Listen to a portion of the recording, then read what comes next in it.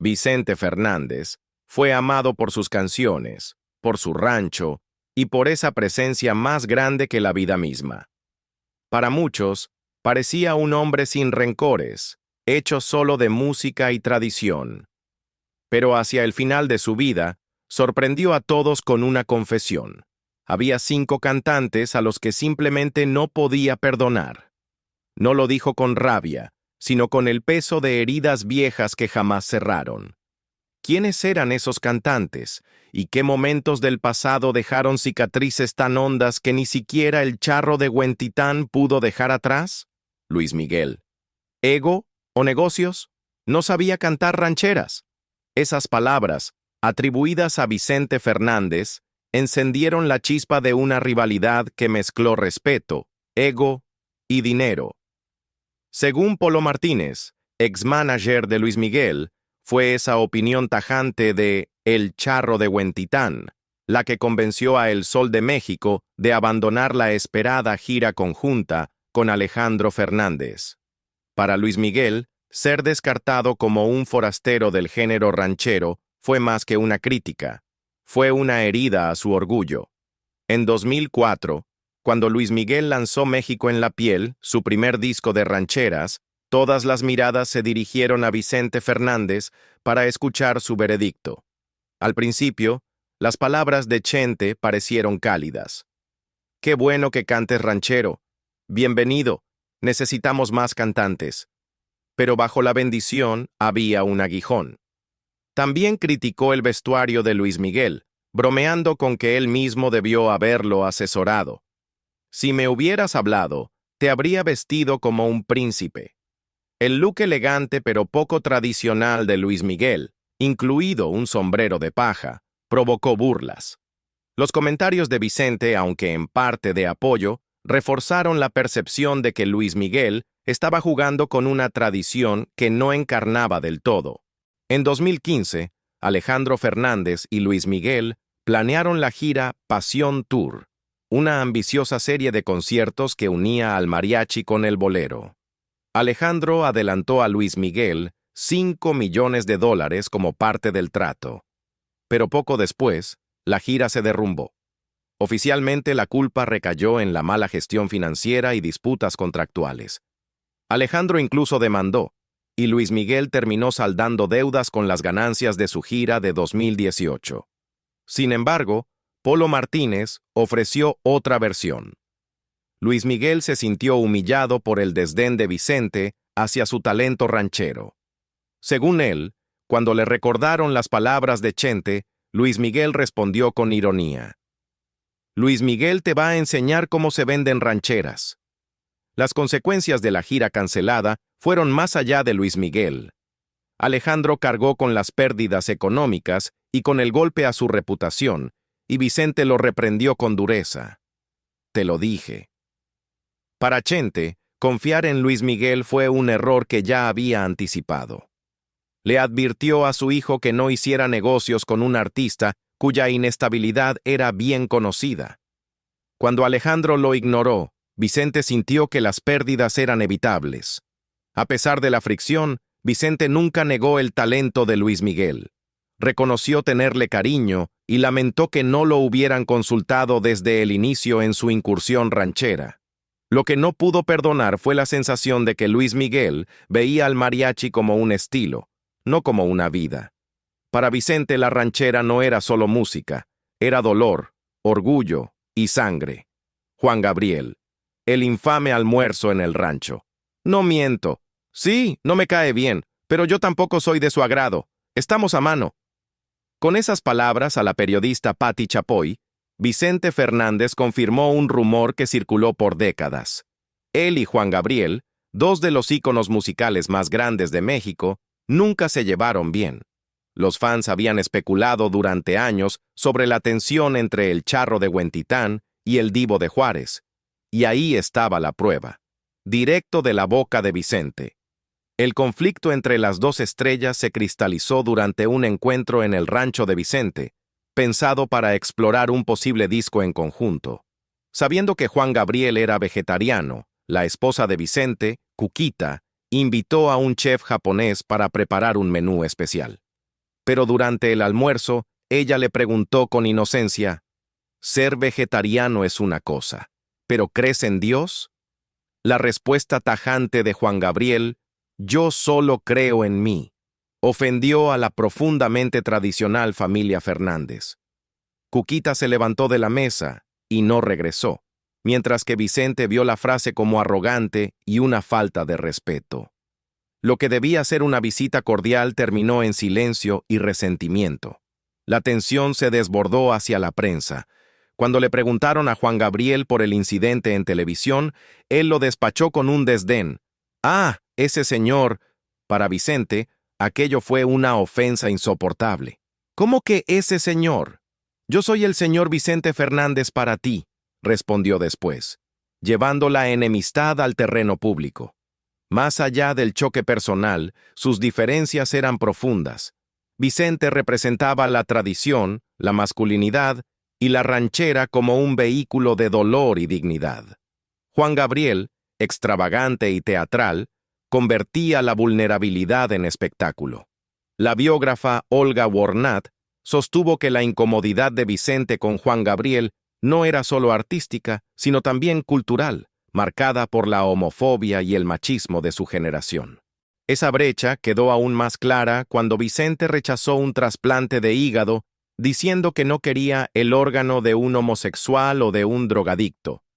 Para muchos, fue la prueba del mismo prejuicio que alimentó su distancia con Juan Gabriel. A pesar de todo, Vicente nunca negó el genio de Juan Gabriel. En años posteriores lo llamó un genio, e incluso consideró dejarle reinterpretar su éxito La Diferencia. Pero la reconciliación nunca llegó. El disco que alguna vez soñaron quedó en el aire, y el orgullo de ambos impidió una verdadera colaboración. Cuando Juan Gabriel murió en 2016, Vicente le rindió homenaje llamándolo un gran artista y un excelente ser humano. Fue un raro momento de gracia entre dos hombres que, pese a su enemistad, cargaban un respeto enorme por el peso del legado del otro. Pepe Aguilar. Rivalidad silenciosa. No veo imitaciones. Esas 4 palabras, pronunciadas con frialdad por Vicente Fernández después de que Pepe Aguilar encabezara un homenaje a José Alfredo Jiménez en 2012, dolieron más que cualquier insulto abierto. Para Pepe, era un honor. Para Vicente, era un sacrilegio. Para él, ninguna luz de escenario, ningún giro moderno y ningún heredero, por talentoso que fuera, podía reemplazar las cicatrices que sostienen a la ranchera. El comentario amargo de Vicente llegó tras la presentación de Pepe en los Latin Grammys junto a Cristina Aguilera, donde mezcló ranchera con pop. Vicente nunca perdonó lo que veía como modernidad sin alma. Sintetizadores, colaboraciones pop y entrevistas en inglés ofendían su código. Para Vicente, las innovaciones de Pepe arriesgaban convertir una tradición sagrada en industria. A diferencia de sus disputas con otros, esta nunca fue una guerra de gritos públicos. Fue más sutil, una guerra de silencio. La prensa coronó a Pepe como el nuevo heredero del mariachi, tras vender millones de discos, y Vicente sintió el golpe. No porque Pepe careciera de talento, sino porque a sus ojos, Pepe cantaba con técnica, no con heridas. En una nota escrita a mano para rechazar una invitación a cantar juntos, Vicente escribió: «No puedo compartir escenario con alguien que canta con técnica pero sin cicatrices». Y sin embargo, detrás de la tensión había admiración. Vicente le regaló a Pepe un traje de charro rojo en los años 80, inspiración para sus futuros diseños. Incluso le envió a Ángela Aguilar un caballo cuando perdió uno que amaba. Cuando Vicente murió en 2021, Pepe lo lloró como alguien muy importante, recordando las veces que Chente lo invitó al escenario. Su relación fue una paradoja, rivalidad envuelta en respeto, silencio envuelto en admiración. Vicente veía en Pepe una advertencia de cómo la ranchera podía perder su alma ante la modernidad. Pepe, por su parte, siempre lo llamó una leyenda. Antonio Aguilar, el sastre que rompió una amistad. En la música mexicana, pocos nombres pesan tanto como Vicente Fernández y Antonio Aguilar. Ambos fueron más que cantantes. Eran pilares culturales. Vicente, el crudo e inquebrantable charro de Huentitán, y Antonio, el elegante charro de México que fusionó el cine con la canción, representaban visiones paralelas de la identidad mexicana. Para los fans, la rivalidad parecía inevitable. Y existió, aunque nació de una fuente poco probable. No de discos ni de películas, sino de un sastre. Según Pepe Aguilar, la enemistad comenzó en los años 60, cuando Antonio confiaba en un maestro sastre cuyos trajes de charro eran legendarios. No eran simples ropas, eran herencia, cosidas con dignidad y orgullo. Vicente, admirando el trabajo, hizo una oferta que el sastre no pudo rechazar. Mejor paga, e incluso una casa cerca de su rancho en Guadalajara, Los Tres Potrillos. El sastre se fue y Antonio estalló en furia. Don Vicente le robó el sastre a mi padre, recordó alguna vez Pepe, entre divertido y herido. En el mundo ranchero, la indumentaria no era adorno, era identidad. Para Antonio, la pérdida fue personal. Para Vicente, fue estrategia. A partir de entonces, los medios se alimentaron de comparaciones. ¿Quién cantaba con más pasión? ¿Quién vendía más? ¿Quién lucía más imponente en un traje de charro? Aunque nunca se lanzaron ataques abiertos, una desconfianza silenciosa persistió. Ocasionalmente compartieron escenario, memorables aquellas veces cantando Caminos de Guanajuato en tributo a José Alfredo Jiménez. Pero la calidez nunca fue profunda. Flor Silvestre, esposa de Antonio, siempre negó la hostilidad, insistiendo en que se respetaban. Sin embargo, los susurros de rivalidad corrían en camerinos y revistas. Para Antonio, Vicente simbolizaba al ambicioso recién llegado, dispuesto a trepar a cualquier costo. Para Vicente, Antonio representaba a la vieja guardia que alguna vez lo miró con desprecio como al pobre muchacho de Jalisco. La tensión iba más allá de un sastre.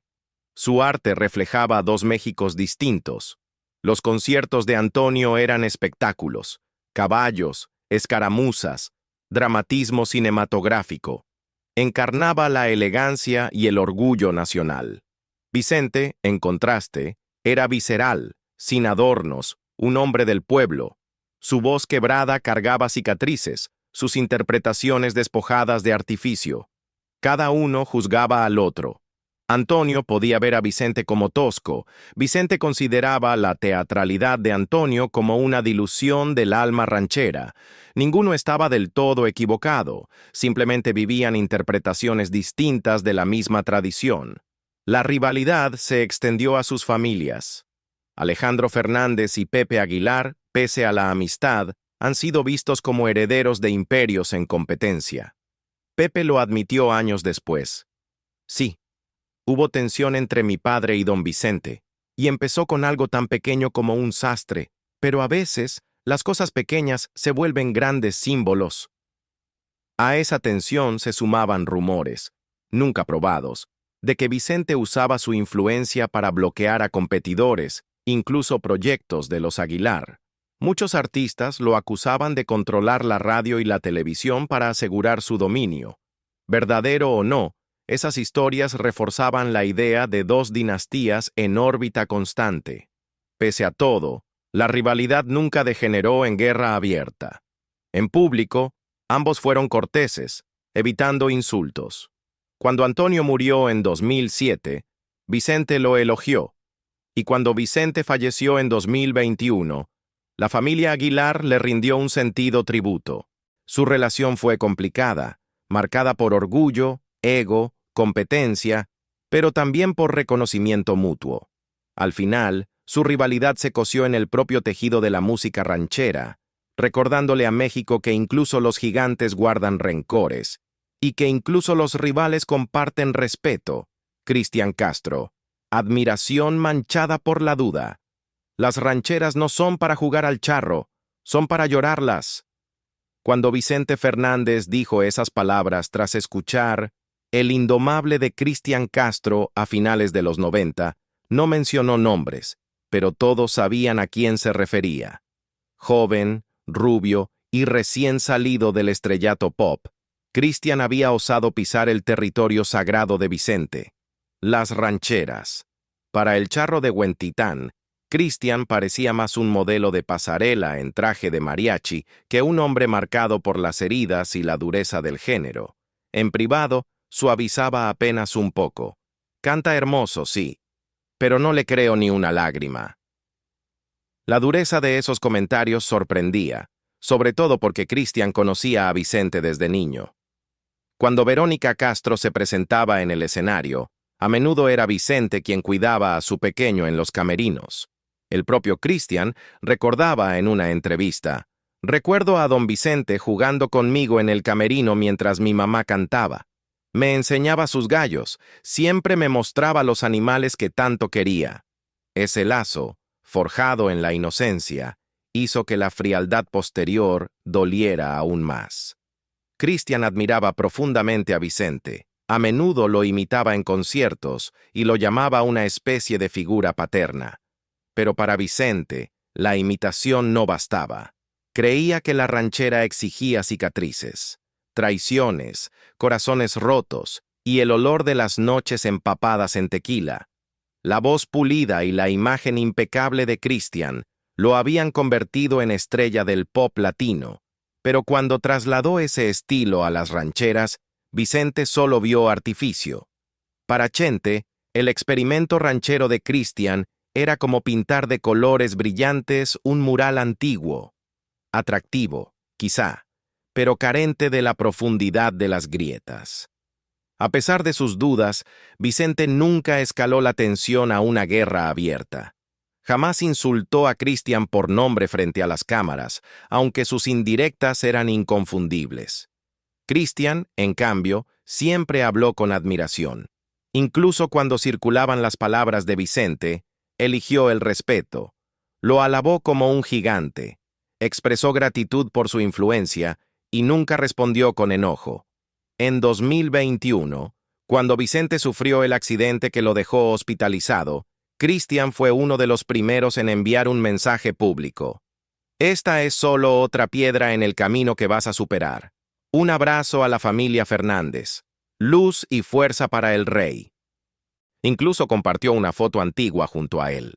Fue un gesto conmovedor de alguien que alguna vez fue rechazado como intruso en el mundo de Vicente, pero que aún así eligió estar a su lado en su hora más difícil. Cristian Nodal. Tradición contra rebeldía. Ahora la gente canta con la cara, no con el alma. Esa fue la sonrisa irónica de Vicente Fernández en 2020, cuando le preguntaron por las nuevas generaciones de cantantes rancheros. Todos sabían a quién se refería. Cristian Nodal, el joven tatuado de Sonora que había arrasado en las listas con baladas de desamor y éxitos virales. Para Vicente, que había construido su imagen en el peso crudo del sufrimiento y la tradición, los anillos brillantes, la ropa de diseñador y la actitud en redes sociales de Nodal eran una traición a la esencia sagrada de la ranchera. Cuando Nodal lanzó Botella tras Botella, una colaboración con el rapero Jera MX que borraba las fronteras entre ranchera y música urbana, la paciencia de Vicente se agotó. Su veredicto fue tan filoso como despectivo. Eso no es fusión, es confusión. Para el charro de Huentitán, la ranchera era un género de raíces, no de experimentos. Verla mezclada con rap y convertida en un himno de TikTok era, en sus ojos, prueba de que la autenticidad estaba siendo cambiada por algoritmos. La ironía es que Nodal idolatraba a Vicente. Creció cantando sus canciones, lo llamaba el rey con reverencia, e incluso hizo un cover de Estos celos como tributo. Cuando Vicente fue hospitalizado en 2021, Nodal envió mensajes llenos de cariño. Luz y fuerza para el rey. Un abrazo a la familia Fernández. Pero Vicente nunca respondió, al menos no públicamente. En su mundo, el silencio podía ser la forma más fría de rechazo. En el fondo, su tensión no era personal, sino generacional. Vicente representaba un México de ranchos, palenques y trajes de charro cosidos a mano. Nodal representaba una era digital donde la música viaja por historias de Instagram y las colaboraciones con estrellas pop forman parte de la estrategia. Para Chente, la tradición era inquebrantable. Para Nodal, la tradición era un cimiento desde el cual innovar. Ese choque de filosofías creó un abismo, aunque ambos ondeaban la misma bandera de orgullo regional. Cuando Vicente falleció en diciembre de 2021, Nodal le rindió homenaje en un escenario de Fresno, California. En un medley de 16 minutos, cantó El Rey, Mujeres Divinas, Acá entre nos y Volver, Volver, acompañado por mariachi mientras la imagen de Vicente iluminaba las pantallas. Sus palabras fueron sentidas: honor a quien honor merece. Don Vicente Fernández fue la semilla de nuestra cultura en toda Latinoamérica y el mundo. Fue un poderoso saludo de un alumno a su maestro, aunque el maestro nunca lo hubiera aprobado del todo. La última canción de Vicente Fernández. En la mañana del 12 de diciembre de 2021, mientras las campanas de Guadalajara sonaban suavemente, el mundo despertó con una noticia desgarradora. Vicente Fernández, el charro de Huentitán, había muerto a los 81 años. A las 6:15 de la mañana, tras 4 largos meses de hospitalización, luego de una trágica caída en su rancho, Los Tres Potrillos, el hombre que entregó su alma a la música ranchera, exhaló su último aliento. El final había llegado lentamente, con dolor, complicaciones en los pulmones, infecciones y los implacables efectos de una lesión en la columna lo mantuvieron en terapia intensiva. Su familia, su esposa Cuquita, sus hijos Vicente Jr., Alejandro, Gerardo y Alejandra se turnaban para velar a su lado. Afuera, cientos de fans se reunieron frente al hospital, rezando, cantando sus canciones entre lágrimas. Su salud parecía mejorar un día y empeorar al siguiente, hasta que su cuerpo ya no pudo cargar con el peso de su voz y de su legado. Vicente siempre había cantado sobre la tragedia, el desamor, las vidas perdidas en cantinas y ranchos. Ahora, su propia partida reflejaba esas canciones. En un concierto años atrás, de pie junto a su hijo Alejandro, pidió que Volver, Volver sonara en su funeral, una promesa que su familia y sus fans cumplieron cuando llegó la hora. Nacido en 1940, en Huentitán el Alto, Jalisco, Vicente creció soñando con seguir los pasos de Pedro Infante y Jorge Negrete. A los 8 años ya tocaba la guitarra, y a los 14 cantaba en restaurantes y reuniones familiares. Su gran oportunidad llegó en 1966, cuando CBS México lo contrató tras la muerte de Javier Solís.